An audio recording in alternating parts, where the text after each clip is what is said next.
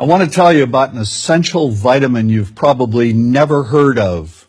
If you're a parent or plan to be one, it might be more important to your child's growth than all other vitamins combined, and only you, a parent, can provide it.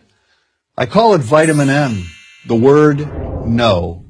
More and more children, I find, are suffering from vitamin N deficiency, and they, their parents, and our entire culture are paying the price. Let me illustrate my point with a story that's quite typical.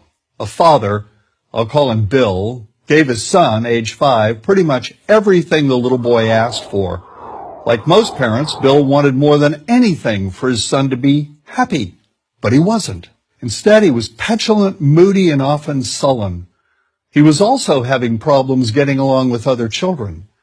In addition, he was very demanding and rarely, if ever, expressed any appreciation, let alone gratitude, for all the things Bill and his wife were giving him. Was his son depressed, Bill wanted to know? Did he need therapy? His son, I told him, was suffering the predictable ill effects of being overindulged. What he needed was a healthy and steady dose of vitamin N. Overindulgence, a deficiency of vitamin N, leads to its own form of addiction. When the receiving of things begins to generate nothing but want for more things. One terrible effect of this is that our children are becoming accustomed to a material standard that's out of kilter with what they can ever hope to achieve as adults.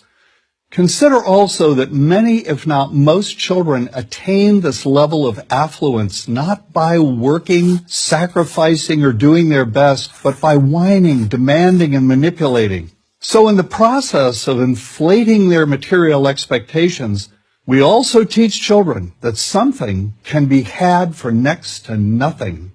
Not only is that a falsehood, it's also one of the most dangerous, destructive attitudes a person can acquire.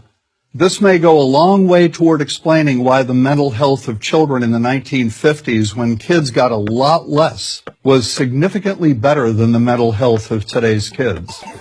Since the 50s, and especially in the last few decades, as indulgence has become the parenting norm, the rates of child and teen depression have skyrocketed.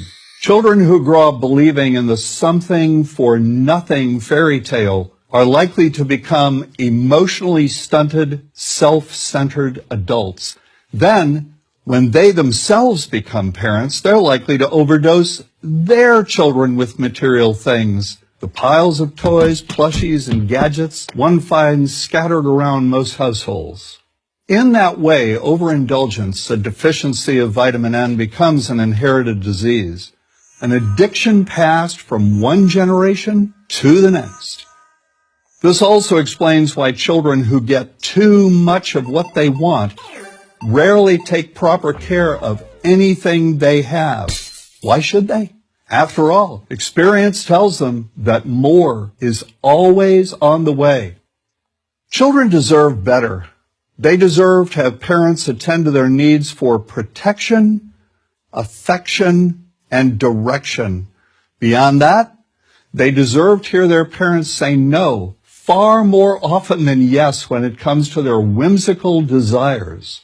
They deserve to learn the value of constructive creative effort as opposed to the value of effort expended whining, lying on the floor, kicking and screaming, or playing one parent against the other. They deserve to learn that work is the only truly fulfilling way of getting anything of value in life, and that the harder they work, the more ultimately fulfilling the outcome. In the process of trying to protect children from frustration, parents have turned reality upside down. A child raised in this topsy-turvy fashion may not have the skills needed to stand on his or her own 2 feet when the time comes to do so. Here's a simple rule. Turn your children's world right side up by giving them all of what they truly need, but no more than 25% of what they simply want. I call this the principle of benign deprivation. No.